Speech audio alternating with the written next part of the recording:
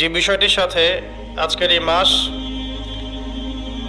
সমসাময়িক প্রেক্ষাপট এবং বিশ্ব জড়িত আছে, আল্লাহ পাক আমাদের সবাইকে আলোচনা শুনে বুঝে আমল করার তৌফিক এনায়েত করুন, আমিন। আমরা এখন যে মাসে আছি, এই মাসের নাম কি? এটা আরবি মাসের কততম মাস? মাশাআল্লাহ। এই মাসে একটা দিন আছে স্পেশাল, এই দিনের নাম কি? আশুরা। আশুরার দিনে কি হয়েছিল? আশুরার দিনে কি হয়েছিল? আশুরার দিনের সবচেয়ে গুরুত্বপূর্ণ ঘটনা কি? আশুরার দিনে আমরা রোজা রাখি, তাই না? আশুরার দিনে আমরা রোজা রাখি বা সিয়াম পালন করি। কি কারণে করি? কি উদ্দেশ্যে আমরা এই কাজটা করি? কে বলতে পারবেন? উপলক্ষটা কি? কি কারণে আমরা সওম রাখি? যেমন রমজান মাসে আমরা সওম রাখি, আল্লাহ পাক রমজান মাসে কোরআন নাজিল করেছেন, তাই তো? আশুরার সওম আমরা কেন রাখি? কে বলতে পারবেন? কোন আল্লাহর বান্দা নাই? মাশাআল্লাহ। তো আমরা জানবো ইনশাআল্লাহ এই ঘটনার পিছনের গল্পগুলো কি, ইনশাআল্লাহ তাআলা। ওয়া মা তাওফীকি ইল্লা বিল্লাহ আলাইহি তাওয়াক্কালতু ওয়া ইলাইহি উনীব। তো আমি আলোচনা শুরু করতে চাচ্ছি একটা মূল জায়গা থেকে, যে মুসলিম উম্মার বা মুসলিম জাহানের একজন জাতির পিতা আছেন, তার নাম কি? মাশাআল্লাহ, ইব্রাহিম আলাইহিস সালাম। ইব্রাহিম আলাইহিস সালামের দুইজন সন্তান, একজন ইসমাঈল আলাইহিস সালাম, আরেকজন ইসহাক আলাইহিস সালাম। আলোচনা একটু মন দিয়ে শুনতে হবে, কোনো অংশ যদি মিস করে ফেলেন তাহলে হয়তো বুঝতে পারবেন না পরের অংশটা। আবুল আম্বিয়া ওয়াল মুরসালিন, অর্থাৎ নবীগণের পিতা ইব্রাহিম আলাইহিস সালামের দুইজন সন্তান। একজন সন্তানের নাম ইসমাঈল আলাইহিস সালাম, আরেকজনের নাম ইসহাক আলাইহিস সালাম। ইসমাঈল আলাইহিস সালাম জন্ম নিয়েছেন হাজেরা আলাইহিস সালামের গর্ভে, আর হাজেরা আলাইহিস সালামকে রেখে আসা হয়েছে কোথায়? মক্কায়। তো এখান থেকে ইসমাঈল আলাইহিস সালামের বংশ চলতে চলতে এক পর্যায়ে এই বংশে সর্বশেষ এবং চূড়ান্ত নবী মুহাম্মদ সাল্লাল্লাহু আলাইহি ওয়াসাল্লামের জন্ম হয়। ঠিক আছে? তাহলে আমরা হচ্ছি বনু ইসমাঈল। ইসমাঈল আলাইহিস সালামের বংশের পুরো সিলসিলায় একজন নবী পাওয়া যায়, তিনি হচ্ছেন আমাদের নবী মুহাম্মদুর রাসূলুল্লাহ সাল্লাল্লাহু আলাইহি ওয়াসাল্লাম। আর আরেকজন সন্তান ইব্রাহিম আলাইহিস সালামের, তার নাম কি?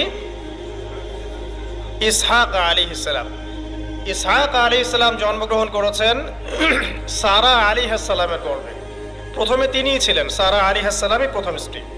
তো তার গর্ভে জন্ম লাভ করেন ইসহাক আলাইহিস সালাম। তো আমরা বুঝতে পারলাম যে নবীগণের একাধিক স্ত্রী ছিল। পশ্চিমা সভ্যতা আমাদেরকে শিখিয়েছে যে একজন সৎ ব্যক্তির একটাই স্ত্রী থাকতে পারে। একজন চরিত্রবান এবং সৎ ব্যক্তির একজন স্ত্রী থাকতে পারে, যার একাধিক স্ত্রী আছে তার চরিত্র ভালো না। এটা পশ্চিমারা আমাদেরকে শিখিয়েছে। এবং পশ্চিমা গোলকধাঁধায় যারা নিজেদের দর্শন হারিয়ে ফেলেছে তারাও এই মতাদর্শে বিশ্বাস করে। তবে তারা এটা বিশ্বাস করে যে একজন স্ত্রী থাকলেও একাধিক মেয়ের সাথে শারীরিক সম্পর্ক রাখা ভালো।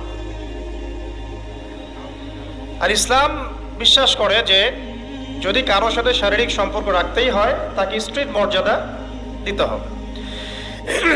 তো যাই হোক, ইব্রাহিম আলাইহিস সালামের দুইজন স্ত্রী ছিলেন। সারা আলাইহিস সালামের গর্ভে ইসহাক আলাইহিস সালাম জন্ম লাভ করেন, এবং সেটা অনেক দেরিতে, অনেক বয়স হওয়ার পরে, বার্ধক্যে উপনীত হওয়ার পরে। তো ইসহাক আলাইহিস সালামের ছেলের নাম হচ্ছে ইয়াকুব আলাইহিস সালাম। তারা থাকতেন শামে, অর্থাৎ প্যালেস্টাইনে। আর ইসমাঈল আলাইহিস সালাম তারা থাকতেন মক্কায়। দুইটা জায়গা আপনি চিনতে পারছেন, প্যালেস্টাইন আর একটা হচ্ছে মক্কা। মক্কা ইসমাঈল আলাইহিস সালাম, যার সিলসিলায় মুহাম্মদ সাল্লাল্লাহু আলাইহি ওয়াসাল্লাম, আমরা যার উম্মত। আর ওই যে প্যালেস্টাইন, শাম দেশ, সিরিয়া, জর্ডান, লেবানন, প্যালেস্টাইন, এই জায়গাটাকে বলা হয় শাম। এই প্যালেস্টাইনে ইসহাক আলাইহিস সালাম যিনি সারা আলাইহিস সালামের গর্ভে জন্ম নিয়েছেন। ঠিক আছে, ওকে। এবার ইসহাক আলাইহিস সালামের পরবর্তী জেনারেশন, তার নাম হচ্ছে ইয়াকুব আলাইহিস সালাম। আর ইয়াকুব আলাইহিস সালামের আরেকটা নাম হচ্ছে ইসরাইল। কি নাম? ইসরাইল। এই কারণে ইয়াকুব আলাইহিস সালামের বংশধরদেরকে বলা হয় বনু ইসরাইল। এবার বুঝতে পারছেন বনু ইসরাইল কাদেরকে বলা হয়? আচ্ছা, এখন এই ইয়াকুব আলাইহিস সালামের অনেক সন্তান ছিলেন। সূরা ইউসুফ পড়ে দেখেন 11-12 জন পুত্র সন্তান ছিলেন, বা 13 জনের কথা এসেছে, আরও থাকতে পারে, আল্লাহু আলাম। এখানে এতটুকু এসেছে। ইউসুফ আলাইহিস সালাম তার একজন সন্তান, ঠিক আছে, যাকে তার ভাইরা কুয়ায় ফেলে দেয়। ঠিক আছে, কুয়ার থেকে ইউসুফ আলাইহিস সালাম চলে গেলেন মিশরের রাজার বাসায়। এটা তো পড়েছেন। আচ্ছা, আমি কিন্তু ডিটেলস বলতে পারবো না খুতবায়, শুধু লাইনগুলো টাচ করছি। কুয়া থেকে চলে গেলেন, ভাইদের ষড়যন্ত্রে কুয়ায় তিনি পড়লেন, তাকদিরের এভাবেই তাকদির লেখা ছিল। তারপরে সেখান থেকে মিশরের রাজার বাসায়, ঠিক আছে, সেখান থেকে সেই যে রাজার স্ত্রী তাকে আহ্বান করলো, তিনি বললেন যে মাআযাল্লাহ, আমি আল্লাহকে ভয় করি। এরপর সেখান থেকে জেলখানায় বিনা অপরাধে তিনি 12 বছর জেল খাটলেন। আর সেখান থেকে তিনি বের হয়ে আবার যখন আসলেন, তখন মিশরের কি প্রায় খাদ্যমন্ত্রী বলা যায়, মিশরের বড় একটা পলিটিক্যাল পদ আল্লাহ পাক তাকে দিলেন। ঠিক আছে, তাহলে মিশরে কিভাবে বনু ইসরাইল আসলো? ইউসুফ আলাইহিস সালামের মাধ্যমে। ঠিক আছে, ইউসুফ আলাইহিস সালামের মাধ্যমে মিশরে বনু ইসরাইলের আগমন হলো। এর আগ পর্যন্ত বনু ইসরাইল থাকতো ওই যে প্যালেস্টাইনে। এখন ইউসুফ আলাইহিস সালামের শাসন আমল যতদিন ছিল ততদিন পর্যন্ত বনু ইসরাইল মিশরে খুব ভালোভাবেই জীবনযাপন করত। কিন্তু যখন তার যুগটা চলে গেল, তখন সেখানে ফেরাউনদের যুগ আসলো। কাদের যুগ? ফেরাউনদের যুগ। আর ফেরাউন শব্দের অর্থ হচ্ছে এটা একটা রাষ্ট্রীয় পদ, যেমন প্রেসিডেন্ট, প্রাইম মিনিস্টার এমন পদ আছে। ফেরো বা ফেরাউন এটা হচ্ছে একটা রাষ্ট্রীয় পদের নাম। তো ফেরাউনের আসল নাম হচ্ছে রেমেসিস। কি নাম? রেমেসিস। রেমেসিস 1, রেমেসিস 2 এরকম করে নাম থাকে আর কি। আর যে ফেরাউনের মমিটা আমরা পেয়েছি তারও একটা নাম আছে। তার নাম হচ্ছে, আমি এনসাইক্লোপিডিয়া ব্রিটানিকা থেকে এটা পেয়েছি, তার নাম হচ্ছে মনেপ্তাহ। যে ফেরাউনের মমিটা আমরা পেয়েছি এর নাম হচ্ছে মনেপ্তাহ। তার মূল নাম, তাকে রেমেসিস বলা হতো, আর তার টাইটেল হচ্ছে ফেরো বা ফেরাউন। ঠিক আছে, এখন এই ফেরাউনদের সময় ইউসুফ আলাইহিস সালামের রেখে যাওয়া সেই যে বনু ইসরাইল, এরা আর উন্নত জীবনযাপন করতে পারলো না। তারা দাসত্বের শৃঙ্খলা আবদ্ধ হলো, তাদের উপর জুলুম নির্যাতন শুরু হতে লাগলো। এক পর্যায়ে ফেরাউন তাদেরকে ডিভাইড অ্যান্ড রুলের মতো করে সমাজে নিপীড়িত করতে লাগলো। আর ফেরাউনের অনেক পাপ ছিল, যে পাপটা আমরা আসলে অল্প কথায় ব্যাখ্যা করতে পারবো না। এক কথায়, সে নিজেকে আল্লাহ দাবি করেছিল। তারপরে সে সমাজের মধ্যে শিরকের প্রচলন ঘটাতো। সে কন্যা সন্তানদেরকে জীবিত রাখতো, পুত্র সন্তানদেরকে হত্যা করে ফেলতো। সে সমাজের মানুষদেরকে বিভক্ত করত, দুর্বলের উপর সবলের অত্যাচার চালাতো। এবং তার একটা অহংকার ছিল, সেটা হচ্ছে সেনাবাহিনীর অহংকার। সে মনে করতো যে সে ওই সময়কার সুপার পাওয়ার, তাকে কেউ পরাজিত করতে পারবে না। ঠিক এখনকার বিশ্বের পরাশক্তিগুলোর মতোই তার দাম্ভিকতা ছিল আর কি। তো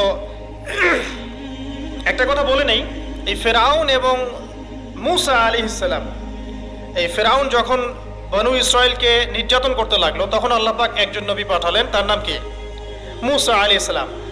আর মূসা আলাইহিস সালাম আর ফেরাউনকে নিয়ে কোরআনুল কারীমে প্রায় 44টা সূরার মধ্যে কথা আছে। আমি হিসাব করে দেখেছি এবং আমি টুকটাক ঘাটাঘাটি করে দেখেছি যে প্রায় 44টা সূরার মধ্যে 532টা আয়াত আছে মূসা এবং ফেরাউনকে নিয়ে। কথা বুঝতে পারছেন? 532টা। কোরআনের টোটাল আয়াত কত? একদম ভুল উত্তর, 6236। 6000 কত? 236। মতবিরোধ আছে, তবে 6236টা আয়াতের পক্ষে শক্ত দলিল আছে। তো এটাকে পার্সেন্টেজ দিয়ে পড়বেন, যারা ম্যাথামেটিক্স পড়েন তারা তো খুব সহজেই পারবেন। তো পার্সেন্টেজ করলে দেখবেন যে 8.53% আয়াত মূসা এবং ফেরাউনকে নিয়ে। 100%-এর মধ্যে প্রায় 8.5 বা 9% আয়াত কাকে নিয়ে? মূসা এবং ফেরাউন। এমনি এমনি তো আল্লাহ পাক এই কাজটা করবেন না, নিঃসন্দেহে। এর মধ্যে একটা শিক্ষা বা মেসেজ আছে, সেটা হলো আমাদের জন্যে, উম্মতে মুহাম্মাদির জন্যে যেই সব জাতির মধ্যে সবচেয়ে বেশি শিক্ষা আছে তার মধ্যে সবচেয়ে ইম্পর্টেন্ট হচ্ছে মুসা এবং ফেরাউনের সময়। মুসা এবং ফেরাউন এই ঘটনার মধ্যে যে শিক্ষাগুলো আছে এটা আমাদের জন্য সবচেয়ে বেশি ইম্পর্টেন্ট। এই জন্য এত বেশি আয়াত নাজিল করা হয়েছে। কোরআনে যে কোনো সূরা খুলবেন দেখবেন মুসা আর ফেরাউন, মুসা আর ফেরাউন। কি কারণ? এমনি এমনি নিঃসন্দেহে শেষ জামানে আমরা যারা বাস করব তাদের জন্য এই ঘটনার মধ্যে বিশাল কিছু শিক্ষা আছে। শিক্ষাগুলো আমরা ইনশাআল্লাহ আজকে জানবো। তো এখন মুসা আলাইহিস সালাম এই ফেরাউনের যুগে জন্ম লাভ করলেন। তবে ফেরাউনকে জ্যোতিষীরা বলেছিল আগেই যে ওই শাম দেশ থেকে একটা আগুন আসছে যে তোমার সিংহাসনকে পুড়িয়ে ফেলবে। এর ফলশ্রুতিতে ফেরাউন যেটা করলো, সমস্ত পুত্র সন্তান যারা হতো এদেরকে তারা জবাই করে হত্যা করত। তো যখন জনগণ বলল যে কাজটা খুব খারাপ, প্রতিবাদ শুরু হলো, তখন 1 বছর গ্যাপ দেওয়া শুরু করলো।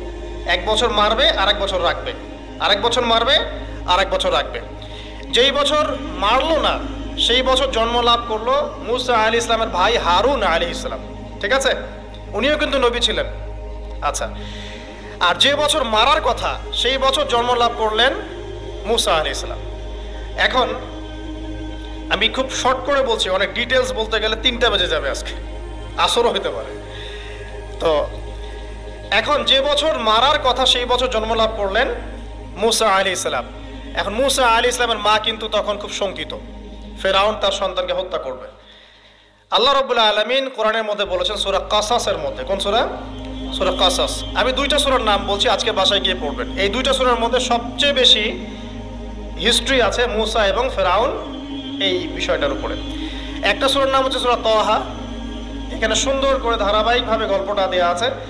আর একটা সূরা হচ্ছে সূরা কাসাস। এই 2টা পড়বেন অর্থ সহ। তো মুসা আলাইহিস সালামের মায়ের হৃদয়টা খুব শঙ্কিত ছিল যে তার সন্তানকে হত্যা করে ফেলা হবে। আল্লাহ রাব্বুল আলামিন বলছেন যে আমি তার কলবে ইলহাম করলাম। সুবহানাল্লাহ, আল্লাহ পাক তার মায়ের কলবের মধ্যে ইলহাম, মানে কি? ইলহাম হচ্ছে আল্লাহর পক্ষ থেকে প্রত্যাদেশ না, ওহী না, কিন্তু একটা বুঝ বা একটা নূর, একটা তাজাল্লি, একটা বসিরা ঢেলে দেওয়া। এটা কিন্তু নবুয়ত না, একটা কাজের চেতনা বা দৃঢ়তা আল্লাহর পক্ষ থেকে ঢেলে দেয়া। ঠিক আছে, তো তার মায়ের কলবের মধ্যে আল্লাহ রাব্বুল আলামিন ইলহাম করলেন যে তুমি তোমার সন্তানটাকে সিন্দুকের মধ্যে ভরে ভাসিয়ে দাও নীল নদে। এখন তার মায়ের কলব, তার মায়ের হৃদয় ছটফট করতে লাগলো, কারণ কোনো মাই তো চাইবে না তার সন্তানকে এভাবে ভাসিয়ে দিতে। আল্লাহ পাক বলছেন যদি না আমি তার হৃদয়টাকে শক্ত করতাম তাহলে সে বিচলিত হয়ে পড়তো। আল্লাহ পাক তার হৃদয়টাকে শক্ত করলেন, সে বিচলিত হলো না, সন্তানকে ভাসিয়ে দিল। এবার সন্তান ভাসতে ভাসতে ভাসতে কোথায় যাচ্ছে?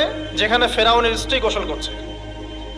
কথা কি বুঝতে পারছেন? খুব চমৎকার হিস্ট্রি কিন্তু গল্পটা। এবং গল্প মানে এখানে আসলে গাল গল্প না, এগুলো সত্য ঘটনা। এক একটা বর্ণ তেমন সত্য যেমন সূর্য পূর্ব দিক থেকে ওঠে এবং পশ্চিমে ডোবে, এটা যেমন সত্য, এর এক একটা বর্ণ সত্য। এগুলো কোনো গাল গল্প নয়। এবার ফেরাউনের স্ত্রী আসিয়া সেই সিন্দুক পেয়েছে। মুসা আলাইহিস সালামকে আল্লাহ পাক বলছেন যে আমি মুসা আলাইহিস সালামের চেহারার মধ্যে মোহাব্বত বা ভালোবাসা ঢেলে দিয়েছিলাম। তার চেহারা যেই দেখতো তাকে ভালোবাসতো। বুঝছেন? ভালোবাসা ঢেলে দিয়েছে। এবার ফেরাউনের স্ত্রী আসিয়া, এখানে আসিয়া নন, অন্য একজন স্ত্রী হয়তো, তিনি বলছেন যে ফেরাউনকে বলছে যে একে আমরা আমাদের কাছে রেখে দিই, হয়তোবা সে আমাদের উপকারে আসবে, অথবা তাকে আমরা সন্তান হিসেবে গ্রহণ করতে পারি। লা তাকতুলুহু, তাকে হত্যা করো না। আসা আন ইয়ানফা'না আও নাত্তাখিযাহু ওয়ালাদা, এরকম করে আল্লাহ পাক বলেছেন কোরআনে। তো ফেরাউন তার স্ত্রীর কথা শুনলো এবং তাকে না হত্যা করে রেখে দিল। আর আল্লাহ রাব্বুল আলামিনের কি কৌশল! ওয়া মাকারু ওয়া মাকারাল্লাহ, যেই মূসাকে হত্যা করার জন্য বছরের পর বছর হাজার হাজার শিশুকে হত্যা করা হয়েছে, সংখ্যাটা লাখ লাখও হতে পারে, সেই মূসা আলাইহিস সালামকে আল্লাহ পাক ফেরাউনের ঘরেই লালন পালন করতে লাগলেন। চিন্তা করলেন? এবার মূসা আলাইহিস সালাম যখন যুবক হলেন, আমি সংক্ষিপ্ত করছি, যখন যুবক হলেন তখন একদিন দেখলেন যে রাস্তায় দুজন ব্যক্তি ঝগড়া করছে। সূরা কসাসের মধ্যে আছে, ফাইটিং, স্ট্রিট ফাইট। তো একজন ব্যক্তি হচ্ছেন বনু ইসরাইলের, আরেকজন হচ্ছে ফেরাউনের সেনাবাহিনীর। এখন মূসা আলাইহিস সালাম কার পক্ষ নেবেন? তিনি বনু ইসরাইলের পক্ষ নিলেন। তিনি গিয়ে তাকে বাঁচানোর চেষ্টা করলেন এবং শুধু একটা ঘুষি দিয়েছেন, ফাওয়াকাযাহু, একটা ঘুষি, ফাকাদা আলাইহি, এবং এই একটা ঘুষিতেই সেই ব্যক্তি ডেড। এটা কোরআনে আছে সূরা কসস। তার মানে কোরআন দলিল দিচ্ছে যে মানুষের বডিতে এমন এমন পার্টস আছে, এমন এমন জায়গা আছে যেখানে একটা ঘুষি মারলেও মানুষ মারা যেতে পারে। কি বুঝলেন? যারা মার্শাল আর্ট শিখেছেন বা শিখছেন তারা এটা আরো ভালো বুঝবেন। মানুষের এই বডিতে এমন অনেকগুলো জায়গা আছে, 7টা বা 8টা বা 10টার মতো, যেখানে একটা ঘুষি দিলেও মানুষ মরতে পারে। সো ভালো কিছু শিখেন, শিখলে ঠিক আছে। টিকটক প্রজন্ম না হয়ে আর এই মোবাইলে লুডো না খেলে ভালো কিছু শেখেন, ইনশাআল্লাহ কাজে দিবে। আত্মরক্ষা শেখা খারাপ? আচ্ছা, তো তবে দাড়ি টুপি নিয়ে শিখতে যান না, সমস্যায় পড়তে পারেন। তো এখন একটা ঘুষিতে সে ব্যক্তি মারা গেল। তারপরের দিন আবার দেখা গেল যে ওই ব্যক্তি যাকে তিনি বাঁচিয়েছেন সেই ব্যক্তি আর আরেকজন সেনাবাহিনীর সদস্য আবার মারামারি করছে। এবার মূসা আলাইহিস সালাম বললেন যে তুমি তো একটা বোকা মানুষ। এবার সে আবার চড়াও হতে শুরু করলো মূসা আলাইহিস সালাম, কিন্তু এবার একজন ব্যক্তি এসে তাকে বললেন যে গতকাল তুমি কিন্তু একজনকে হত্যা করেছো এক ঘুষিতে, আজকে আবার তুমি এই কাজ করতে যাচ্ছ, তুমি তো এখানে স্বৈরাচারের মতো আচরণ করছো। মূসা আলাইহিস সালাম তখন আল্লাহর কাছে ক্ষমা চাইলেন, বললেন ইন্নাহু হাযা মিন আমালিশ শাইতান, এটা তো শয়তানের মতো কাজ, শয়তানের কাজ হয়ে গেল। রব্বিক ফিরলি, আল্লাহ আমাকে মাফ করে দিন।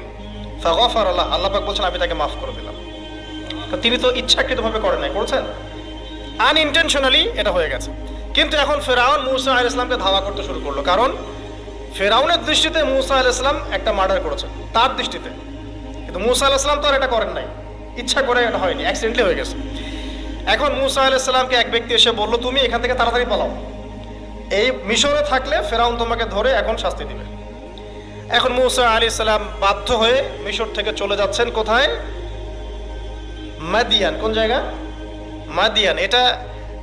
এটাও আরবের মধ্যে একটা জায়গা, যেই জায়গার নবী হচ্ছেন শুআয়ব আলাইহিস সালাম। কি নাম? আচ্ছা, এবার শুআয়ব আলাইহিস সালামের সেই কওমে মূসা আলাইহিস সালাম গেলেন, না খাবার আছে, না পানি, না কাপড়, কিছুই নাই, একদম রিক্ত হস্ত।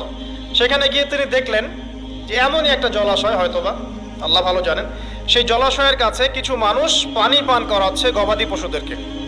আমি কি বুঝাতে পারছি? আচ্ছা, তো দূরে দুজন মেয়ে দাঁড়িয়ে আছে, এই দুজন মেয়ে অনেকক্ষণ থেকে দাঁড়িয়ে আছে, তারা পানি পান করতে পারছে না। মূসা আলাইহিস সালাম অনেকক্ষণ থেকে অবজার্ভ করছেন যে মেয়ে দুটো পানি পান করাতে পারছে না গবাদি পশুদেরকে। তিনি প্রথমে একটু অস্বস্তি বোধ করলেন, তারপরে আবার গেলেন তাদের কাছে, গিয়ে বললেন কি সমস্যা। তখন সেই মেয়েরা বলল যতক্ষণ পর্যন্ত আমার কওমের লোকেরা এখান থেকে সরে যায় না ততক্ষণ আমরা পানি পান করাতে পারি না, কারণ আমরা দুর্বল, মেয়ে মানুষকে টাইম দিচ্ছে না আর কি। আর এদিকে আমাদের বাবা অত্যন্ত বৃদ্ধ মানুষ, বাসায় পড়ে আছেন একা। তখন মূসা আলাইহিস সালাম যুবক ছিলেন এবং তিনি কিন্তু শক্তিশালী ছিলেন, কওয়িউন আমিন, বিশ্বস্ত এবং শক্তিশালী। ওই যে এক ঘুষিতে মানুষ মারা মানুষ, কি মনে করছেন? তো তিনি এবার ওই গবাদি পশুদেরকে নিয়ে এসে পানি পান করালেন। পানি পান করিয়ে তিনি একটা গাছের ছায়ায় গিয়ে বসলেন। এই প্রত্যেকটা কথা কিন্তু কোরআনে আছে, প্রতিটা কথাই। সূরা কসস পড়েন, সূরা তাহা পড়েন। গাছের ছায়ায় বসে তিনি একটা দোয়া করছেন, এবার হাত উঁচু করে দোয়া করছেন, রব্বি, হে আমার প্রতিপালক, ইন্নী লিমা আনজালতা ইলাইয়া মিন খায়রিন ফাকির, হে আল্লাহ, আপনি আমার প্রতি যে রহমত বা যে করুণা বর্ষণ করবেন এর জন্য আমি ফকির হয়ে বসে আছি। দোয়ার ভাষাটা শুনছেন? আল্লাহ, আপনি আমার প্রতি যে করুণা বর্ষণ করবেন আমি এর জন্য ফকির হয়ে বসে আছি। তো প্রত্যেকটা নেক কাজ করার পরে এরকম দোয়া করা সুন্নত, দোয়া কবুল হয়ে যাবে ইনশাআল্লাহ। দোয়া সাথে সাথে কবুল হয়ে গেল। এখন ওই দুইজন মেয়ের মধ্যে একজন মেয়ে হেঁটে হেঁটে আসছে। ওই মেয়ে কিভাবে হেঁটে এসেছে সেটাও কোরআন বলেছে, কিভাবে হেঁটে এসেছে সেটাও কোরআনে বলেছে সূরা কসসের মধ্যে। সূরা কসসে আল্লাহ পাক বলছেন ওই দুইজন মেয়ের মধ্যে একজন হেঁটে হেঁটে আসলো লাজুক পায়ে। কেমন পায়ে? লাজুক পায়ে। যেই চলাফেরা আপনি এখনকার মেয়েদের মধ্যে দেখতে পারবেন না। এখনকার মেয়েদের হাঁটার মধ্যে লজ্জা আছে, লজ্জাশীলতার সাথে লাজুক ভঙ্গিতে সেই মেয়ে হেঁটে হেঁটে আসলো। আল্লাহ পাক সেই কথাটাও কোরআনে বলেছেন। এখনকার যে পশ্চিমা সংস্কৃতির অনুকরণ করে যে মেয়েরা, এদের মধ্যে আপনি এই ভাবটা পাবেন। তাদের হাঁটা দেখলে আপনি মনে হবে লজ্জা আছে ভিতরে কোনো, এই বিষয়টা নিয়ে খুব ভাবছিলাম। দেখেন সূরা আরাফের মধ্যে আল্লাহ পাক বলেছেন যে শয়তান তোমাদের পিতা এবং মাতাকে জান্নাত থেকে বের করে দিয়েছে, তোমরা শয়তান সম্পর্কে সতর্ক থেকো।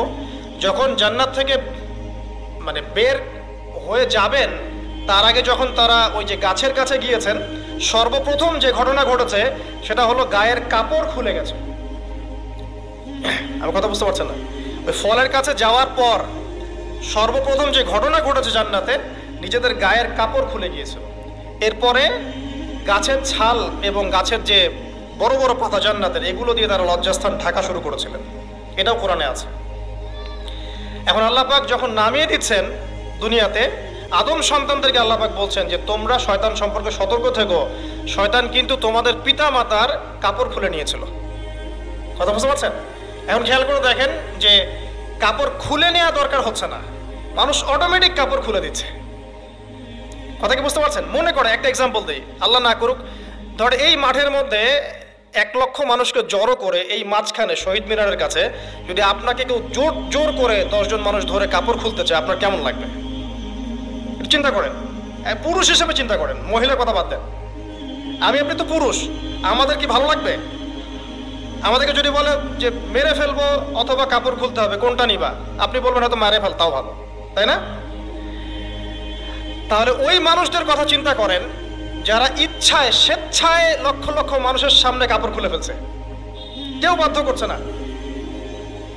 কোনোভাবেই কেউ বাধ্য করছে না, নিজের ইচ্ছায় পুরুষ না নারী কাপড় খুলে ফেলছে। মিউজিক ইন্ডাস্ট্রি বলেন, ফিল্ম ইন্ডাস্ট্রি বলেন, এই যে এখনকার যে শোজগুলো বলেন, হাওয়ায় তো মারতেছে দেশ এখন, তাই না?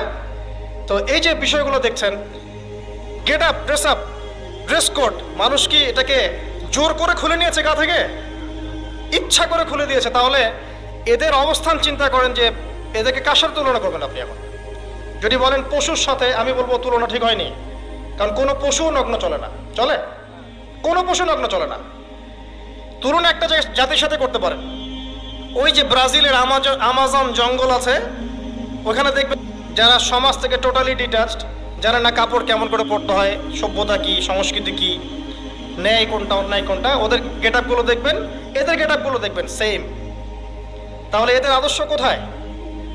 আল্লাহ পাক সূরা আরাফে বলছেন শয়তান থেকে সতর্ক থেকো, তোমাদের পিতা মাতার কিন্তু তারা কাপড় খুলে ফেলেছিল শয়তান, তোমাদের কাপড় যেন শয়তান খুলতে না পারে, আল্লাহ পাক সতর্ক করেছেন। আর এখন আপনি খেয়াল করে দেখবেন, জোর করে না, স্বেচ্ছায় মানুষ কাপড় খুলে ফেলছে, এবং তারা পুরুষ না নারী। তো যে জায়গায় আসছিলাম, ওই মেয়ের হেঁটে আসাটা আল্লাহ রাব্বুল আলামিন ব্যাখ্যা করেছেন। সেই মেয়ে, 2 জন মেয়ের 1 জন মেয়ে হেঁটে হেঁটে আসছে মূসা আলাইহিস সালামের কাছে লাজুক ভঙ্গিতে, লজ্জায় মুখ নত করে, লজ্জাশীলতার সাথে এসে বলছেন যে আমার বাবা আপনাকে ডাকছে। তার বাবাকে? শুআয়ব আলাইহিস সালাম, আমার বাবা আপনাকে ডাকছে। এবার তিনি গেলেন শুআয়ব আলাইহিস সালামের কাছে, গিয়ে তার কিসসা বা কাহিনীটা বললেন। শুআয়ব আলাইহিস সালামও কিন্তু একজন নবী এবং জবরদস্ত নবী।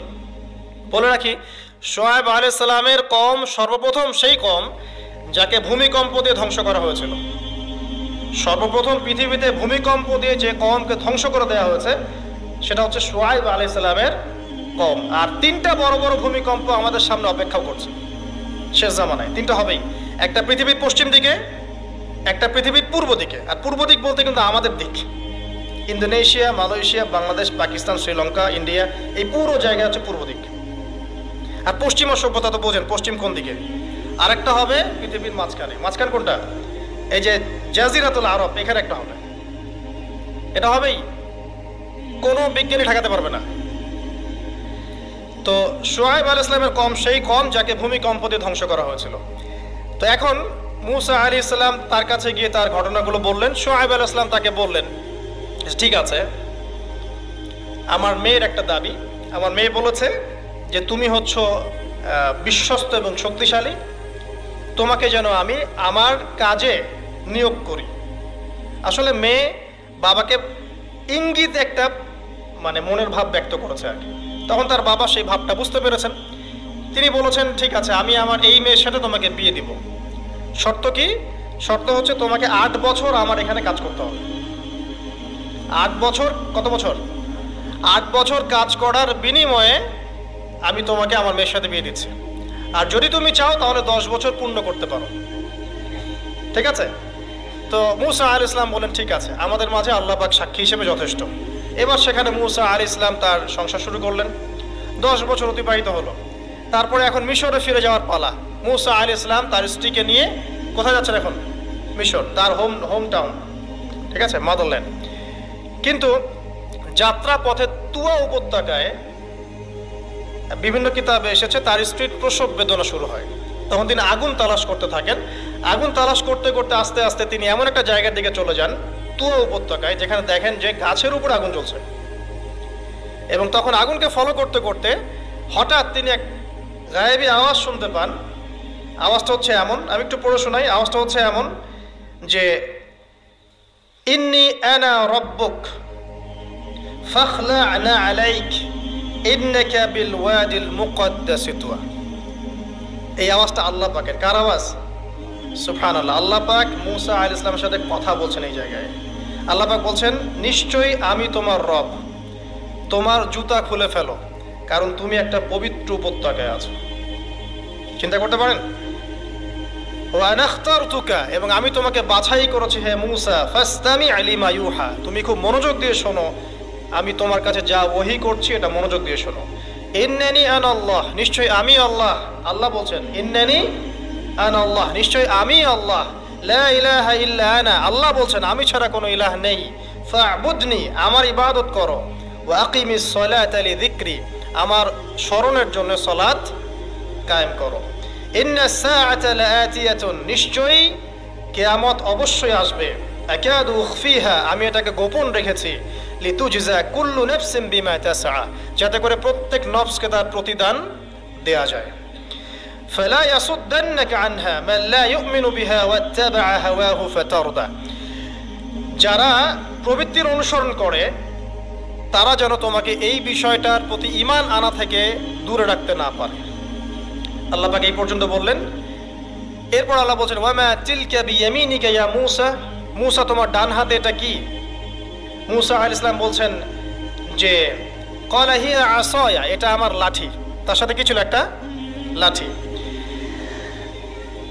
আতাওয়াক্কাউ আলাইহা ওয়া আহুশু বিহা আলা গনামি ওয়া লিয়া ফিহা মাআরিব উখরা, এই লাঠি দিয়ে আমি গাছের ডাল ছাটি, গবাদি পশুদেরকে চড়াই, এছাড়া আমি আমার বিভিন্ন কাজে লাঠি ব্যবহার করি।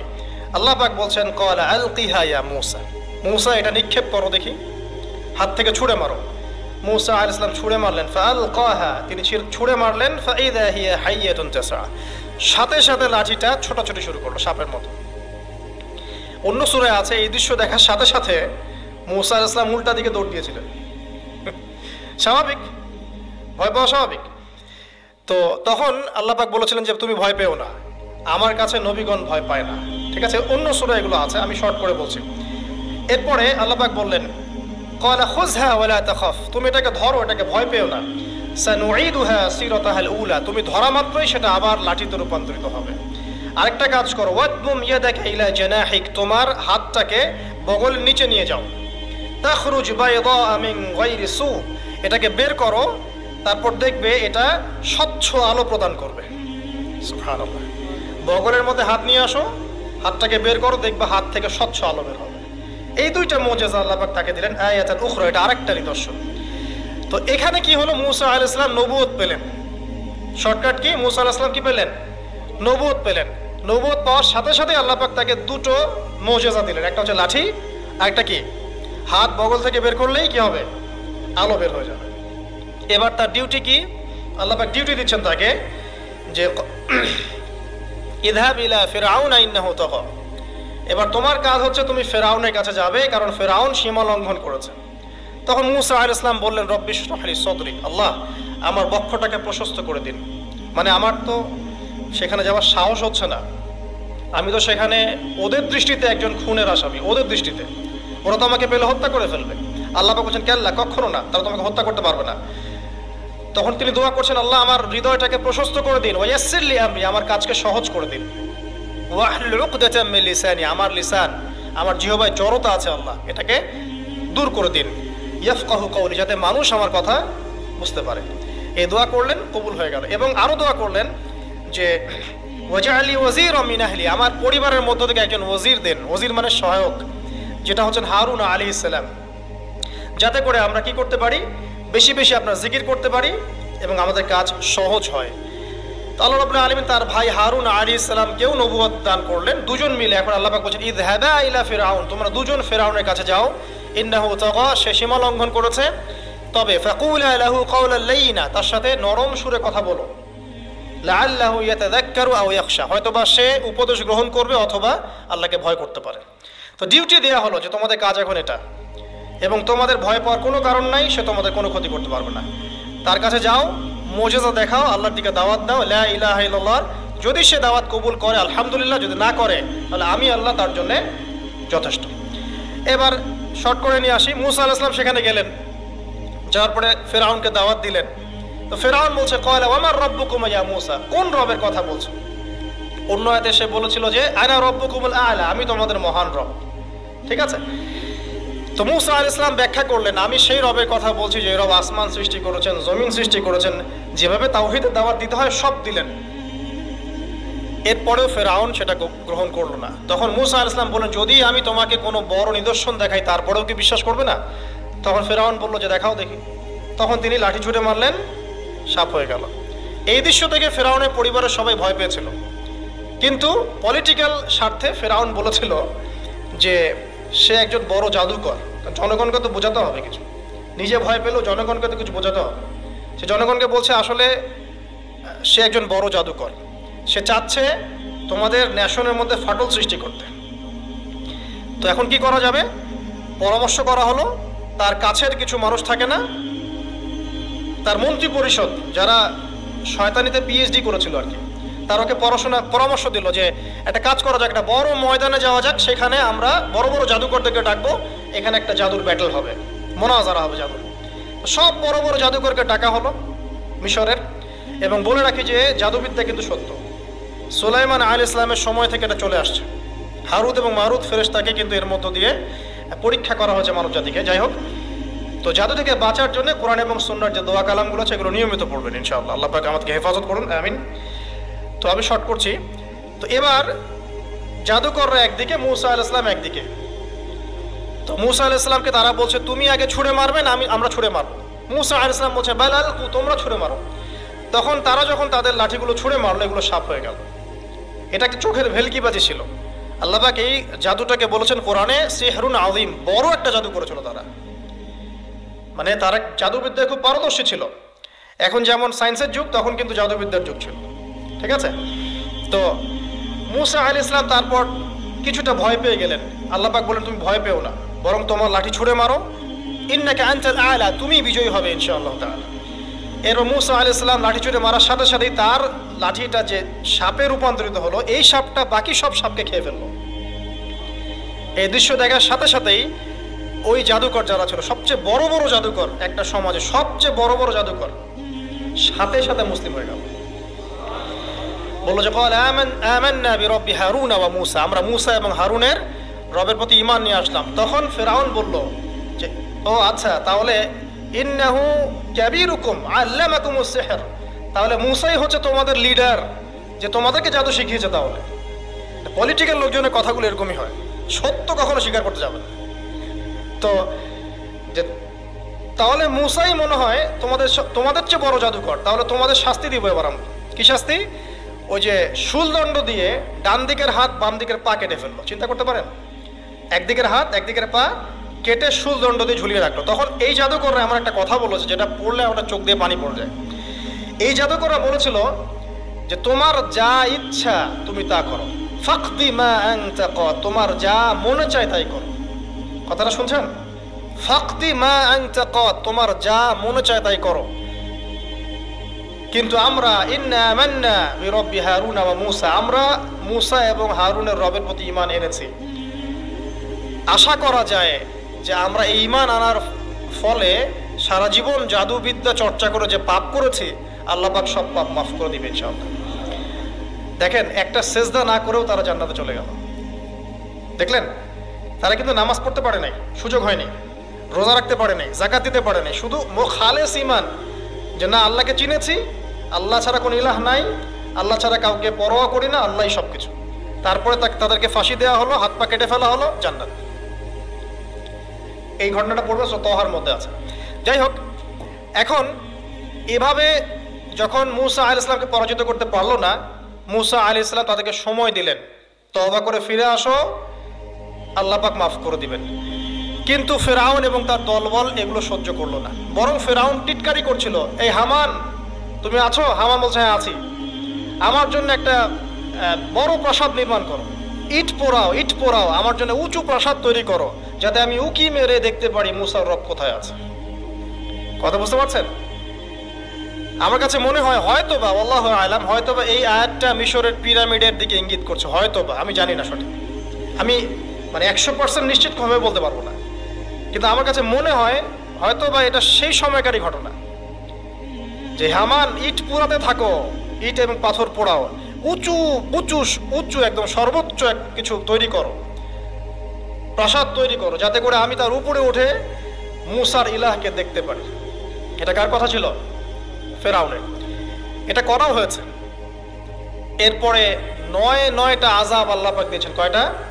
9টা। একবার সতর্ক করা হয়, যদি না শোনে আল্লাহ পাক আযাব দিলেন রক্তের, সমস্ত পানি রক্ত হয়ে গেল। এবার ফেরাউন এবং তার লোকজন এসে বলে আমরা তওবা করব, মুসা তুমি দোয়া করো আল্লাহর কাছে, আল্লাহ যেন সরিয়ে দেয়। মুসা আলাইহিস সালাম দোয়া করেন, আযাব সরে যায়, তারা আবার নাফরমানি শুরু করে। কথা বুঝতে পারছেন? তারপরে আযাব আসলো ব্যাঙের, সবখানে ব্যাঙ দিয়ে ভর্তি। তারপরে আবার তওবা করার প্রত্যয় ব্যক্ত করলো, তওবা করলো না, আবার আযাব। এরপরে আযাব উকুনের, কিসের? উকুন। এভাবে একটা একটা করে আসতে থাকলো। এবার প্লেগ, তারপর ফড়িং। প্লেগ এমনভাবে এসেছিল যে একদিনেই 70,000 মানুষ মারা গেছে। এভাবে 9টা আযাব আল্লাহ পাক দিলেন, কিন্তু ফেরাউন কিছুতেই ঈমান আনলো না। এবার সবশেষ পালা। সর্বশেষে মূসা আলাইহিস সালাম বললেন যে বনু ইসরাইলকে আমার সাথে যেতে দিবা কিনা সেটা বলো। তো এখন যেহেতু অনেক মানুষ মারা যাচ্ছে প্লেগে, সবশেষে গিয়ে মূসা আলাইহিস সালামের কাছে ফেরাউন এবং তার এই যে হামান, কারুন, যারা যারা ছিল, এরা নমনীয় হলো এবং বললো ঠিক আছে, তোমরা বনু ইসরাইলকে নিয়ে এখান থেকে বের হয়ে যাও, মিশরে আমরা আর কোনো আপদ চাই না, তোমরা চলে যাও এখান থেকে। এবার যখন মূসা আলাইহিস সালাম এবং বনু ইসরাইল এখান থেকে বের হয়ে যাচ্ছেন, বলা হচ্ছে তাদের সংখ্যা ছিল প্রায় 30 লক্ষ, কেউ বলেছেন 40 লক্ষ। সংখ্যাটা ফ্যাক্ট না। বনু ইসরাইলের একটা বড় কম ছিল, 10 থেকে 20% মানুষ মিশরের বনু ইসরাইল ছিল। তারা এখন বের হয়ে যাচ্ছেন রাতের অন্ধকার শেষ হয়ে ফজরের সময়। ফেরাউনের মাথায় আবার শয়তানি চাপলো। সে বলল না, এদেরকে যেতে দেওয়া যাবে না, যদি চলে যায় ওখানে গিয়ে যদি বিদ্রোহ করে আমাদের উপর হামলা করে, কি করণীয়? ফুল ফোর্স নিয়ে, তার যত সেনাবাহিনী ছিল সমস্ত সেনাবাহিনী নিয়ে ফেরাউন মূসা আলাইহিস সালাম এবং তার কওমকে ধাওয়া করা শুরু করলো পিছন থেকে। এবার মূসা আলাইহিস সালাম যাচ্ছেন, তার কওমকে সাথে নিয়ে, সামনে পড়ে গেল লোহিত সাগর। কোন সাগর? লোহিত সাগর। আর পিছনে ফেরাউনের বাহিনী। এইরকম একটা অবস্থায় মূসা আলাইহিস সালামের কওমের কিছু মানুষ বলেছিল ইন্না লামুদরাকুন, হে মূসা আমরা তো ধরা পড়ে গেলাম, আমরা তখন যেতে পারবো না, সামনে সাগর, পিছনে ফেরাউন। এই সময় মূসা আলাইহিস সালাম একটা কথা বলেছিলেন, এই কথাটা যে বলতে পারবে বিপদের সময় আল্লাহ পাক তার সাথে থাকবেন ইনশাআল্লাহ। মূসা আলাইহিস সালাম বলেছেন কাল্লা, ওইরকম একটা অবস্থা তিনি বলছেন কাল্লা, কখনো নয়, ইন্না রাব্বি মা'ইয়া সায়াহদিন, আমার রব আমার সাথে আছেন, তিনি আমাকে পথ দেখাবেন। কথা বুঝতে পারছেন? ব্যাস আল্লাহ পাকের সাহায্য নেমে আসলো। তিনি বললেন লাঠি ছুঁড়ে মারো। লাঠি ছুঁড়ে মারার সাথে সাথেই একটা দুইটা না 12টা রাস্তা হয়ে গেল, পানি ভেদ করে, সাগর ভেদ করে। আর এই 12টা রাস্তা দিয়ে, এটা কোনো গাল গল্প নয়, 12টা রাস্তা দিয়ে বনু ইসরাইলের 12টা দল চলে গেল, পার হয়ে গেল। আর ফেরাউন এটা অবাক হয়ে দেখছে। এক পর্যায়ে সেও সিদ্ধান্ত নিল যে আমিও আমার ফোর্স নিয়ে ধাওয়া করব। এই যে সে নামলো লোহিত সাগরের সাথে সাথে পানি আবার আগের জায়গায়। এক মুহূর্তের মধ্যে, মানে একদিনে পুরো ফেরাউন এবং ফেরাউনের যত সেনাবাহিনী আছে একদিনের মধ্যেই শেষ, পৃথিবী থেকে চিরবিদায়। আল্লাহ পাক এত চমৎকার করে কথাটা বলেছেন, কাম তারাকু মিন জান্নাতি ওয়া উয়ুন, তারা কতই না বড় বড় জান্নাত মানে বাগান এবং প্রস্রবণ পার হয়ে চলে গেল। ওয়া কুনুজি ওয়া মাকামিন কারীম, কত সুন্দর সুন্দর জায়গা তারা ছেড়ে দিয়ে চলে গেল। এবং তারা ধাওয়া করতে লাগলো ফেরাউন মূসার বাহিনীকে। যখন তারা ডুবে গেল, ফামা বাকাত আলাইহিমুস সামাউ ওয়াল আরদ, তাদের জন্য আসমান এবং জমিনের কোনো সৃষ্টি এক ফোঁটা চোখের পানিও ফেলে নাই। এটা আপনি সূরা দুখানের মধ্যে পাবেন, আরো বিস্তারিত আছে। তো এই যে ঘটনাটা ঘটেছে, এই ঘটনাটা ঘটেছে মুহররম মাসের 10 তারিখে। কয় তারিখে? এই হচ্ছে সেই ঘটনা যার স্মরণে আমরা মুহররম মাসের 10 তারিখে সওম রাখি। কথা কি বুঝতে পারছেন? এটাই সেই ঘটনা, যেই ঘটনার ফলশ্রুতিতে এটাকে স্মরণীয় করে রাখতে আল্লাহ পাক কিয়ামত পর্যন্ত এই আশুরার সওমটাকে রেখে দিয়েছেন। এটা ইহুদিরাও রেখেছে, ইসলাম আসার পূর্বে, মানে নবী সাল্লাল্লাহু আলাইহি ওয়াসাল্লামের শরীয়ত আসার পূর্বেও আগের জাতিরাও এটাকে রেখেছিল। নবী সাল্লাল্লাহু আলাইহি ওয়াসাল্লাম এই সওমটাকে রেখেছেন, মুহররম মাসের এই 10 তারিখের সওমটা, এবং তিনি বলেছেন যে আমি আশা করি এই সওম রাখার ফলে 1 বছরের গুনাহ আল্লাহ পাক মাফ করে দিবেন। এবং একজন সাহাবী এসে জিজ্ঞাসা করছিলেন যে কোন মাসের রোজা রমাজান মাসের পরে সর্বোত্তম? নবী সাল্লাল্লাহু আলাইহি ওয়াসাল্লাম বলছেন রমাজান মাসের পর সর্বোত্তম সওম হচ্ছে মুহররম মাসের সওম। 3-4টা বিষয় নবী সাল্লাল্লাহু আলাইহি ওয়াসাল্লাম কখনো ছাড়তেন না। ফজরের আগের 2 রাকাত সুন্নাত, মাসের 3 দিন রোজা রাখা, আইয়ামে বীজের, তারপরে আপনার আরাফার সওম, এবং এই যে মুহররম মাসের সওম। এই সওমগুলো নবী সাল্লাল্লাহু আলাইহি ওয়াসাল্লাম কখনো ছাড়তেন না। আরও এসেছে একটা বর্ণনা, আমি এটা পেয়েছি ফয়জুল কালামের মধ্যে, যে আশুরার সওম রাখার পাশাপাশি ওই দিন যদি আপনি পরিবার বর্গের উপর খরচ করেন, ইনশাআল্লাহ আপনাকে সারা বছর আল্লাহর পক্ষ থেকে রিজিকের প্রশস্ততা দেওয়া হবে ইনশাআল্লাহ। তো পরিবার বর্গের প্রতি আপনি খরচ করতে পারেন। এখন এই যে ঘটনা দেখেন, এই ঘটনার মূল পিছনে গল্প কি? জালেমের ধ্বংস, মাজলুমের মুক্তি, তাই তো? জালেমের ধ্বংস, মাজলুমের মুক্তি, এটাকে স্মরণীয় করে রাখার জন্য আল্লাহ রাব্বুল আলামিন এই আশুরার সওমটাকে রেখেছেন। নবী সাল্লাল্লাহু আলাইহি ওয়াসাল্লাম বলেছেন যে ইহুদিরা একদিন রাখে, 10 তারিখে সওম রাখে। আমি যদি বেঁচে থাকি ইনশাআল্লাহ আগামী বছর কোনো বর্ণনা এসেছে একদিন আগে 9 তারিখে সওম রাখবো। তো আমরা দুটো রাখার চেষ্টা করবো। কয়টা? দুটো, হয় 9-10 অথবা 10-11 ইনশাআল্লাহ। আশা করো যে 1 বছরের গুনাহ আল্লাহ পাক মাফ করে দেবেন ইনশাআল্লাহু তাআলা। আর বেশি বেশি মুহররম মাসে সওম রাখতে পারেন, ইস্তেগফার করতে পারেন, তাসবিহ তাহলিল করতে পারেন, এবং এই মাসে যে ঘটনাটা ঘটেছে আপনার মূসা আলাইহিস সালাম এবং ফিরআউনের, এই ঘটনাটাকে চর্চা করবেন, এটাকে প্রচার করবেন, প্রসার করবেন, এর মধ্যে থেকে শিক্ষাগুলোকে নিজের জীবনে বাস্তবায়ন করার চেষ্টা করবেন ইনশাআল্লাহ তাআলা। আল্লাহ পাক সবাইকে তৌফিক দান করুন, আমিন। শেষ করার আগে আমি এই কনক্লুসিভ জায়গাটাতে যাচ্ছি। দেখেন, এরপরেও কিন্তু বনু ইসরাইল শুধরে যায় নাই। তারা চোখের সামনে দেখলো যে ফেরাউন ডুবে মরলো, তারা পার হয়ে গেল। ঠিক পার হয়ে যাওয়ার পরেই অল্প কয়েকদিনের ব্যবধানেই তারা বাছুর পূজা শুরু করেছিল। কি পূজা? সামেরি নামক একজন ব্যক্তি সোনা দিয়ে একটা মানে গরুর মূর্তি করেছিল, এই মূর্তি পূজা তারা শুরু করেছে এই মুক্তির মাত্র কয়েকদিন পরেই। এটা সেই বনু ইসরাইল। তারপরে যখন মূসা আলাইহিস সালাম তাদেরকে রেখে গিয়েছেন তুর পাহাড়ে আল্লাহর সাথে একান্ত সাক্ষাতের জন্য, কথাবার্তা বলার জন্য, তাওরাত আনার জন্য, এই 40 দিনের ব্যবধানেই তারা আবার শিরক করা শুরু করেছিল। মূসা আলাইহিস সালাম সেই তাওরাত এনে দেখেছেন যে তারা পথভ্রষ্ট হয়ে গেছে, এবং তিনি রাগে তাওরাত ছুঁড়ে মেরেছিলেন, এটাও কোরআনে আছে।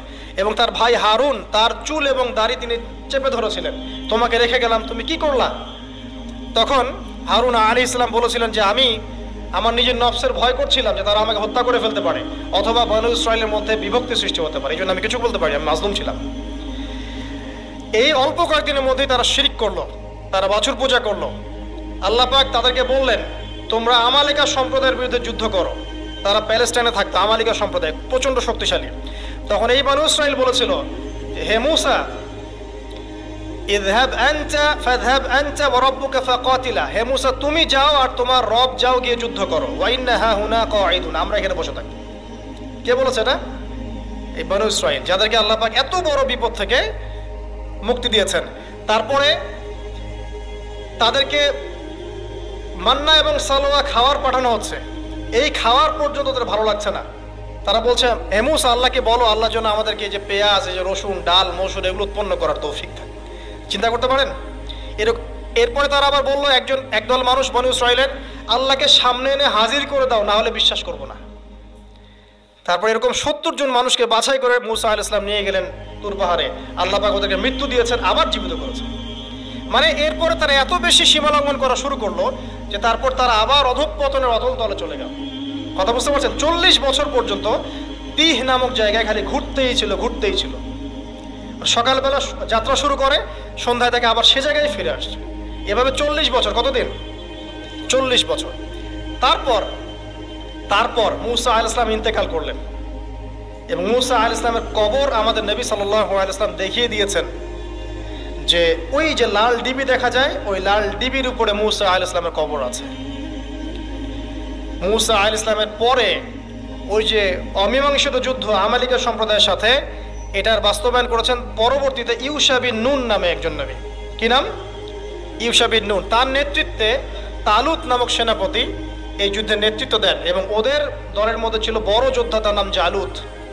এটা সূরা বাকারার মধ্যে পাবেন। আর এই তালুতের আন্ডারে ছিল দাউদ আলাইহিস সালাম, যিনি তীর নিক্ষেপ করেছিলেন আর জালুতের চোখে গিয়ে লেগেছিল। কথা বুঝতে পারছেন? এই যুদ্ধে ইউশা বিন নুনের নেতৃত্বে এই যুদ্ধে বনু ইসরাইল জয়লাভ করে ওই ফিলিস্তিন দখল করে এবং ফিলিস্তিনের প্রবেশাধিকার পায়। তারা ওই বাইতুল মাকদাস সহ পুরো হোলি ল্যান্ড, যেটাকে বলে পবিত্র ভূমি, তারা সেখানকার অধিবাসী হওয়া শুরু করে। আল্লাহ পাক তাদেরকে সেই জায়গা দান করেন এবং আল্লাহ পাক শর্ত দান করেন, তোমরা যদি সৎ থাকো এই জায়গায় তোমাদের আন্ডারে থাকবে, এটা অসৎ হও, সীমা লঙ্ঘন করো, আবার আগের মতো এখান থেকে তোমাদেরকে বের করে দেওয়া হবে। তারা কিছুকাল সৎ ছিল, তারপর তারা দুইবার সীমা লঙ্ঘন করেছে। কয়বার? 2 বার। এই 2 বার সীমা লঙ্ঘন করার কথা সূরা বনী ইসরাঈলের মধ্যে আছে। ওয়ালা তাআলুনা উলুওয়ান কাবীরা লা তুফসিদুনা ফিল আরদি মাররাতাইন, দেখবেন পড়ে। একবার যখন সীমা লঙ্ঘন করলো তখন রোমানদের দ্বারা এরা মার খেয়েছে, রোমানরা এসে এদেরকে পিটিয়ে সেখান থেকে বের করে দিয়েছে। তারপরে আবার যখন সীমা লঙ্ঘন করলো তখন নেবুজাদনেজার নামক একজন রাজা, সে গিয়ে আবার ওদেরকে বের করে দিয়েছে। বের করে ওদেরকে দাসত্বের শৃঙ্খলা আবদ্ধ করে ব্যাবিলনের কাছে নিয়ে এসেছে। এই জায়গাটা একটু ভালো করে বোঝেন। 2 বার সীমা লঙ্ঘন করেছে, আমি শেষ করছি। 2 বার সীমা লঙ্ঘন করেছে। একবার রোমানরা তাদেরকে শায়েস্তা করেছে, আর একবার নেবুজাদনেজার তারা শায়েস্তা করেছে। আচ্ছা, দ্বিতীয়বার শায়েস্তা করার পর তাদেরকে দাস বানিয়ে ইরাকে নিয়ে আসা হয়। কোথায়? ইরাকে, ব্যাবিলন এই সভ্যতায়। এবার বনু ইসরাঈলরা আবার সেই দাসত্বে আসলো, যেই মিশরের দাসত্ব থেকে আল্লাহ মুক্তি দিয়ে এখানে নিয়ে গেলেন, আবার সেই বনু ইসরাঈল দাসত্বের শৃঙ্খলা আবদ্ধ হলো। কথা কি বুঝতে পারছেন? অনেক লম্বা হিস্ট্রি। এবার এই দাসত্বের জীবন যখন চলছে তখন তারা আপোষে কথাবার্তা বলতো, চর্চা করতো। কি চর্চা? যে আমাদের তাওরাতে কিন্তু লেখা আছে একটা কথা। কি কথা লেখা আছে? যে একজন মসিহ আসবে আমাদের। কি আসবে? মসিহ। যখন সেই মসিহ আসবে, ত্রাণকর্তা, তখন আমরা আবার বিশ্বের রুলিং স্টেট হব, আবার সেই জায়গা দখল করতে পারব। এটা কোথায় লেখা আছে? তাওরাতে কিন্তু এখনো আছে টিল নাও। এবং আজকে সকালে আমি এগুলো পড়েছি, টাটকা কথা বলছি। তাওরাতে আমি নিজে দেখেছি, এখন এই কথা আছে যে আমাদের একজন ত্রাণকর্তা আসবে, যিনি আসলে কিন্তু আমরা আবার বিশ্বের শাসনভার ফিরে পাব। এটা কখন তারা আলোচনা করছে? যখন তারা এখানে দাস। এরপর আল্লাহ পাক সেই ত্রাণকর্তাকে পাঠালেন। তার নাম কি? ঈসা ইবনে মারইয়াম। মাশাআল্লাহ, ঈসা ইবনে মারইয়াম ছিলেন সেই মাসিহ। কিন্তু এরা সেই মাসিহকে চিনতে ভুল করলো, ব্যর্থ হলো, বরং তারাই আবার ঈসা আলাইহিস সালামকে হত্যা করার চেষ্টা করলো। আল্লাহ পাক বলছেন ওয়ামা কাতালুহু ওয়ামা সালাবুহু, তারা ঈসা ইবনে মারইয়ামকে হত্যাও করে নাই, ক্রুশবিদ্ধ করতে পারে না। বাল রাফাআহু আল্লাহু ইলাইহি, বরং আল্লাহ পাক তাকে তার কাছে উঠিয়ে নিয়েছেন। আমাদের এই সমাজে কাদিয়ানি যারা আছে, এরা কিন্তু বিশ্বাস করে না যে ঈসা আলাইহিস সালামকে উঠিয়ে নেওয়া হয়েছে। কথা বুঝতে পারছেন? কোরআন স্পষ্ট করে বলছে বাল রাফাআহু আল্লাহু ইলাইহি, আল্লাহ পাক তাকে তার কাছে উঠিয়ে নিয়েছেন। কিভাবে উঠিয়েছেন, কোন অবস্থায় তিনি আছেন, এটা জানার দরকার আছে আমার। আল্লাহ পাক উঠিয়ে নিয়েছেন এবং সশরীরে তিনি সেখানে কিভাবে জীবিত আছেন আল্লাহ ভালো জানেন। ওরা কিন্তু এটা বিশ্বাস করে না। আর এই ফিতনাগুলো দিন দিন ছড়িয়ে পড়ছে সমাজের মধ্যে। সতর্ক থাকবেন, খুব সতর্ক থাকবেন। তো সত্যিকারের মাসিহকে তারা চিনতে ব্যর্থ হলো, তাকে হত্যার চেষ্টা করলো। আল্লাহ পাক তাকে উঠিয়ে নিলেন এবং ওদের উপর আযাব দিলেন। কি আযাব? ওরা মিথ্যা একজনকে সত্য মাসিহ মনে করবে এবং তার অনুসরণ করবে, এবং আল্লাহ রাব্বুল আলামিন তাদেরকে আবারও সেইভাবে ধ্বংস করবেন, ঠিক যেভাবে তাদেরকে লোহিত সাগরে ডুবিয়ে মেরেছে।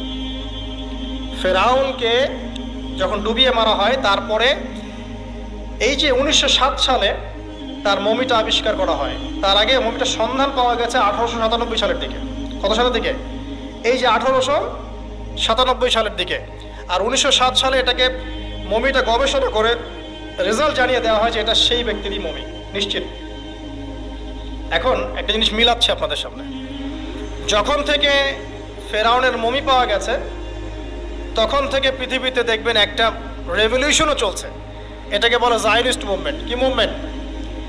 Zionist movement. এবং এরা বিশ্বকে রুল করতে চায়, নেতৃত্ব দিতে চায়, সারা বিশ্বের প্রতিটা জায়গা তারা দখল করতে চায়। পলিটিক্যাল জায়গাগুলো, ইকোনমিক জায়গাগুলো, ব্যবসা, প্রযুক্তি, টেকনোলজি, সব কিছু। এবং সত্যি কথা বলতে এখন বিশ্বটাকে তারাই নিয়ন্ত্রণ করছে, এটাই সত্যি কথা। এখানে আপনি খেয়াল করে দেখেন, তাদেরকে বলা হচ্ছে একজন মেসি আসবে, যিনি আসলে তারা আবার সেই ক্ষমতা ফিরে পাবে। কিন্তু সেই মেসিকে তারা চিনতে ভুল করলো। আল্লাহ পাক এখানে তাদেরকে পরীক্ষায় ফেলেছেন। আর একজন মিথ্যা মাসিহকে দিয়ে এদেরকে পরীক্ষা করা হবে, যাকে তারা সত্য মাসিহ মনে করবে, কিন্তু সে সত্য মাসিহ নয়। সে হবে প্রকৃতপক্ষে মাসিহুদ দাজ্জাল। এই দাজ্জালকে তারা মনে করবে সত্য মাসিহ। কিন্তু আল্লাহ রাব্বুল আলামিন ঈসা আলাইহিস সালামকে নামিয়ে সত্য মাসিহের হাতে মিথ্যা মাসিহকে নিহত করাবেন, মেরে ফেলবেন। তারপর আল্লাহ রাব্বুল আলামিন সেই জায়গাটা মুসলিমদেরকে দান করবেন ইনশাআল্লাহু আযজা ওয়া জাল। এখন মূল বিষয়টা হচ্ছে যে আশুরা এবং মুহররমের এই 10 তারিখের পিছনে বিশাল একটা হিস্ট্রি আছে। যাবে, হিস্ট্রি শেষ হয়ে যায় নাই। আজকের বিশ্বে সেই বনু ইসরাইলের উত্তরসূরি যারা, তারা তাদের রিলিজিয়নটাকে বিকৃত করে একটা মুভমেন্ট তৈরি করেছে, জায়নিস্ট মুভমেন্ট। এবং এই মুভমেন্ট এখন সারা বিশ্বের বড় বড় বিষয়গুলোকে নিয়ন্ত্রণ করছে। শুধু তাই নয়, এখন কিন্তু সেই হোলি ল্যান্ড তারা আবার দখল করেছে। এই তো 1914 সালেই 14 থেকে 17-র মধ্যে তারা আবার সেই জায়গা দখল করেছে। 2000 বছর তারা যে জায়গায় ঢুকতে পারে নাই, সেই জায়গায় তারা 1914 থেকে 17-র মধ্যে চলে গেছে। অলরেডি তারা সেখানে রাষ্ট্র কায়েম করেছে। অলরেডি তারা সেখান থেকে সারা ওয়ার্ল্ডের বড় বড় বিষয়গুলো নিয়ন্ত্রণ করছে। এবং তারা পুরো হোলি ল্যান্ডটাকে কবজা করে ফেলছে, প্যালেস্টাইনিদেরকে বের করে দিচ্ছে। দিন দিন তাদের আয়তন বাড়ছে। এগুলোকে খেয়াল করেছেন? এবং সারা বিশ্ব থেকে যত ইহুদি আছে সবগুলো সেখানে গিয়ে জড়ো হয়েছে। এগুলোকে মেলাতে পারছেন? এবং তাদের প্রতিশ্রুতি কি? তাদের মাসিহ যখন আসবে, তারা কিন্তু সেখান থেকে সারা বিশ্বকে শাসন করবে। তার মানে আমাদের ক্যালকুলেশন হচ্ছে, এখানে একটা নির্দিষ্ট সময় পর্যন্ত হয়তোবা তারা সত্যিকার অর্থেই সেখান থেকে সারা বিশ্বকে রুল করবে। জুলুমের বলে সারা বিশ্বে তারা জুলুম ছড়িয়ে দিবে। বিশ্বের বড় বড় প্রতিটা ডিপার্টমেন্ট তারা নিয়ন্ত্রণ করবে জুলুমের বশবর্তী হয়ে। মাজলুমের উপর নির্যাতন বাড়বে। কিন্তু এটা হতে হতে এক পর্যায়ে আল্লাহ পাক ইমামুল মাহদিকে পাঠাবেন, ঈসা ইবনে মারিয়ামকে পাঠাবেন। তাদের হাত ধরে মুসলিমরা ইনশাআল্লাহু আযজা ওয়া জাল আবারও সেই জায়গা বিজয় করবে ইনশাআল্লাহ। এবং ইতিহাসে সর্বশেষবারের মতো ওদেরকে সেই হোলি ল্যান্ড থেকে বের করে দেওয়া হবে। আল্লাহ রাব্বুল আলামিন ঠিক যেভাবে একদিনের মধ্যে লোহিত সাগরে ফেরাউন এবং তার দলবলকে এনে ডুবিয়ে দিয়েছেন, ঠিক সেভাবে আল্লাহ পাক আরেকটা পরিকল্পনা করেছেন, যাতে করে সমস্ত জালেমকে একটা জায়গায় নিয়ে গিয়ে ডুবিয়ে মেরে দেওয়া যায়। সেই জায়গাটাই হচ্ছে জেরুজালেম। এখানে আরও একটা ঘটনা ঘটবে ইতিহাসে, সেটা হচ্ছে যে সমস্ত জালেম যারা জুলুম করছে সারা বিশ্বের উপরে, তাদেরকে সেখানকার কর্তৃত্ব দেওয়া হবে। আল্লাহ পাক সুকৌশলে ওদেরকে এখানে টেনে নিয়ে আসবেন। তারপরে এক দফায় ইমামুল মাহদি এবং ঈসা ইবনে মারিয়ামের হাত দিয়ে দেখবেন সমস্ত জালেমকে এখানে কুপকাত করে ফেলা হবে ইনশাআল্লাহ। এবং এটা হবেই। তারপরে ঈসা ইবনে মারিয়াম সেখানে ইমামুল আদল, একজন ন্যায়পরায়ণ বাদশাহ হিসেবে, সেখানে নবী এবং বাদশাহ হিসেবে তিনি সেখানে দায়িত্ব পালন করবেন। একাধারে 40 বছর তিনি ইনশাআল্লাহ তাআলা সারা বিশ্বকে শাসন করবেন। ইমামুল মাহদি আগেই মৃত্যুবরণ করবেন, কিন্তু ঈসা ইবনে মারিয়াম তারপরেও বেঁচে থাকবেন। ঈসা ইবনে মারিয়াম বিয়ে শাদী করবেন, তার সন্তান সন্ততি হবে, তিনি মৃত্যু স্বাদ গ্রহণ করবেন, তাকে দাফন করা হবে নবী সাল্লাল্লাহু আলাইহি ওয়াসাল্লামের কবরের পাশে। এরপরেও মানুষ আবারও খারাপ হওয়া শুরু করবে, যে রাস্তাঘাটে দাঁড়িয়ে তারা জেনা করবে। এবং ওই মানে সর্বনিকৃষ্ট মানুষদের সামনে আল্লাহ পাক মহাপ্রলয় বা কিয়ামতটা ঘটাবেন। হিস্ট্রি এভাবে শেষ হবে। তার মানে আমরা বুঝতে পারছি যে আশুরা এবং মুহররমের এই 10 তারিখের সাথে মূসা আলাইহিস ইসলাম, ফেরাউন, বনু ইসরাইল এবং বর্তমান প্রেক্ষাপটে জায়নিজম, ইহুদি জাতির উত্থান, ইসরায়েল, প্যালেস্টাইন, এগুলো জড়িত আছে। এই পুরো বিষয়টাকে খুব ভালো করে আপনারা স্টাডি করেন, আর অনেক তথ্য ইনফরমেশন পাবেন, আপনার অন্তর্চক্ষু খুলে যাবে ইনশাআল্লাহ। একটা জুমার খুতবায় যতটুকু বলা সম্ভব এতটুকু বলার চেষ্টা করেছি, কিন্তু সময় সংকীর্ণতার কারণে আমি আর লম্বা করতে পারছি না। আল্লাহ রাব্বুল আলামিন আমাদের সবাইকে আশুরা এবং মুহররমের পিছনের এই ঘটনাগুলো বোঝার তৌফিক দান করুন। সারা বিশ্ব জুড়ে ফেরাউনি যে রাজত্ব চলছে, এখান থেকে মাজলুমদেরকে আল্লাহ পাক মুক্ত করুন। আল্লাহ রাব্বুল আলামিন আমাদের সবাইকে আল্লাহ পাকের খাস রহমতে তার দাসত্ব করার তৌফিক দান করুন। আল্লাহ পাকের অবাধ্যতা থেকে আমাদেরকে হেফাজত করুন। আল্লাহ পাকের গায়েবী মদত আমাদের উপরে আল্লাহ পাক নাজিল করুন। মুসলিম জাতির উপরে যত নির্যাতন নিপীড়ন আল্লাহ পাক এখান থেকে আমাদেরকে হেফাজত করুন এবং আগামী দিনগুলোতে ইসলামকে মুসলিমদেরকে আল্লাহ রাব্বুল আলামিন সারা বিশ্বে শক্তিশালী করুন, আমিন। মুহররম মাসের আমলগুলো আমাদেরকে করার তৌফিক এনায়েত করুন, আল্লাহুম্মা আমিন।